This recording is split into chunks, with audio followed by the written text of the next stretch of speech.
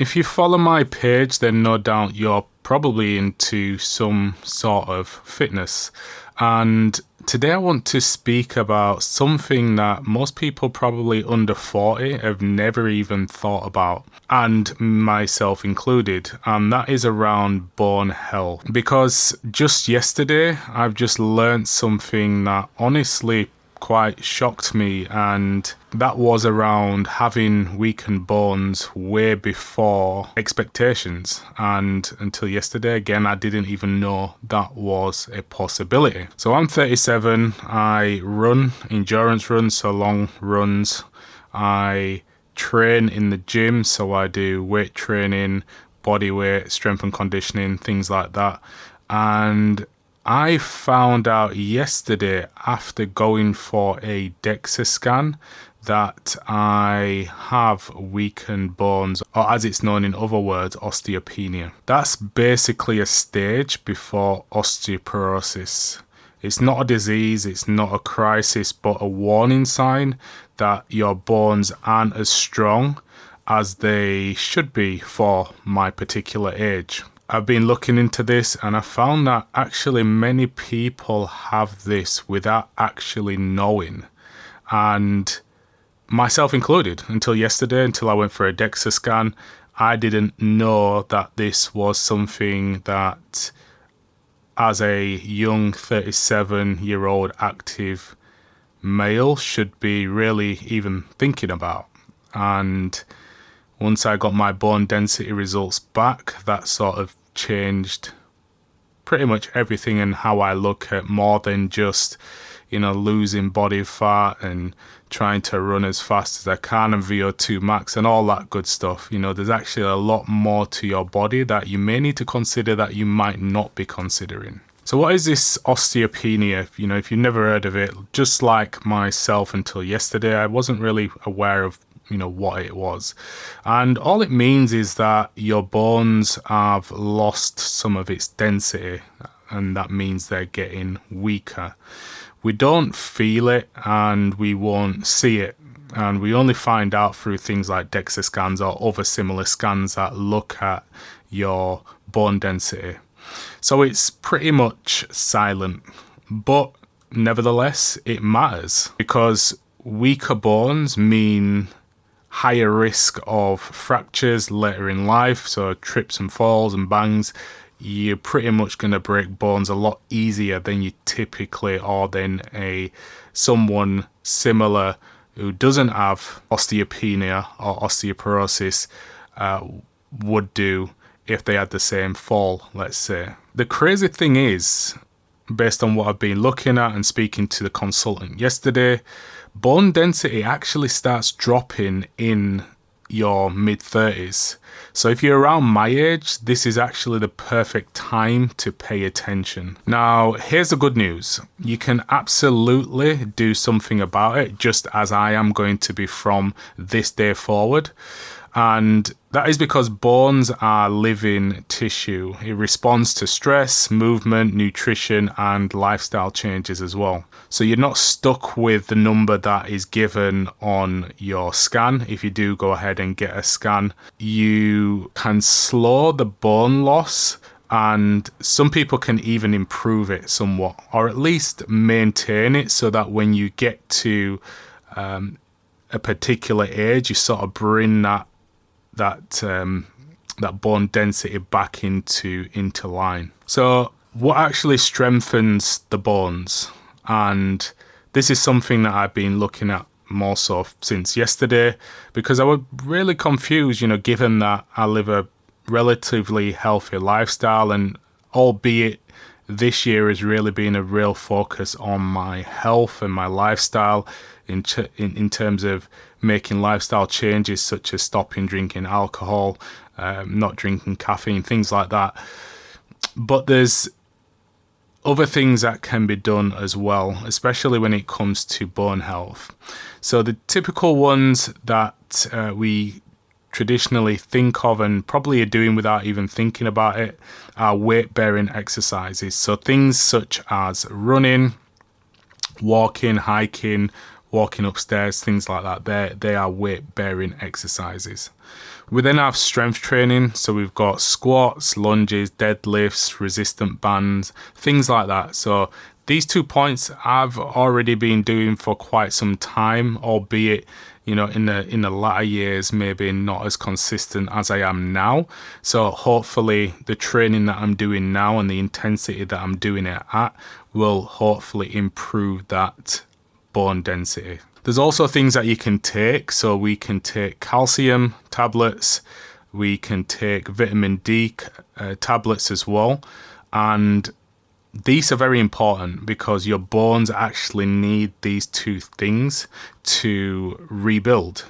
Now, I've started to track my calcium intake on the New Look North Steppers web application to see how much calcium I'm actually taking on a daily basis. And so far I'm quite surprised at how little I'm taking. So what I've done is I've actually gone out there and got some calcium tablets to help me get more calcium. The other thing is vitamin D.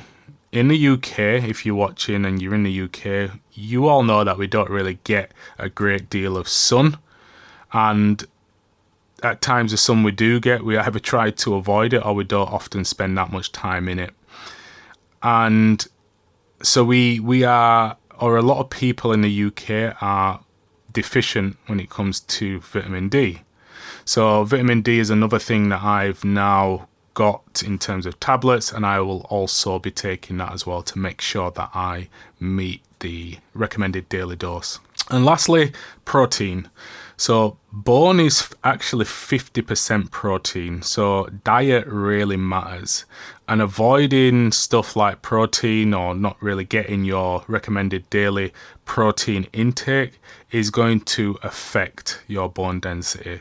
So I have protein. I am going to continue to take that protein more regularly, and not just protein alone, but obviously with foods you can, such as chicken and things, you get a lot of protein content in that as well. So, you know, if you are in the same position or are not sure, you know, maybe looking at your diet maybe can help will help with bone density.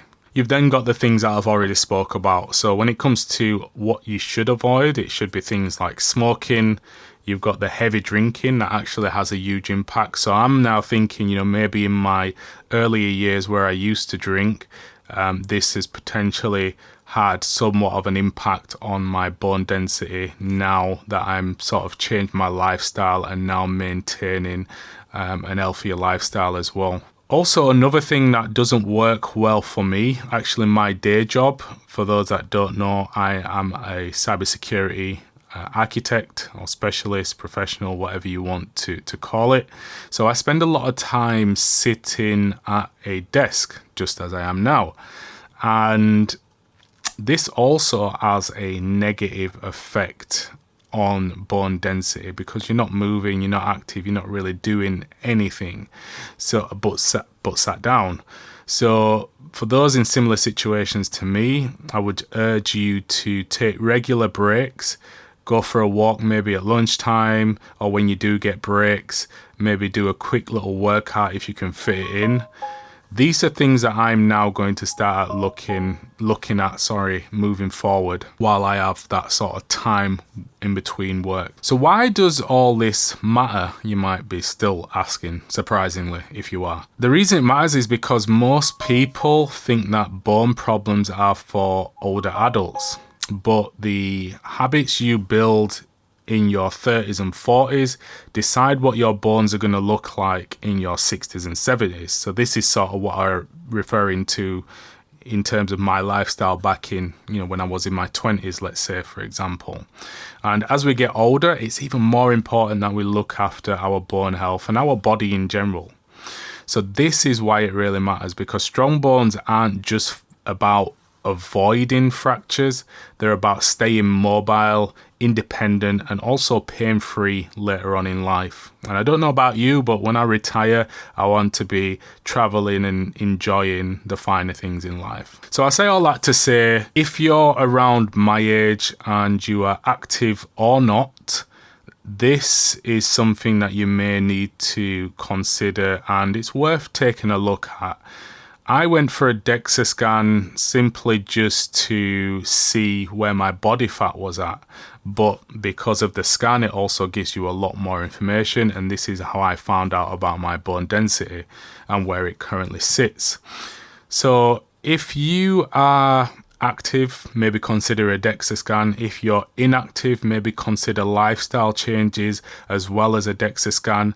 And I'd recommend doing it as early as possible, because you can actually then get a better idea of where your body's at that current point in time. And then as you maintain a healthier, active lifestyle with working out and your nutrition, when you get older, you could go for another DEXA scan. So my intention is to do this, maybe go for another DEXA scan 1 year on from yesterday and see sort of if there's been any differences, any changes, any noticeable changes in my bone density more specifically.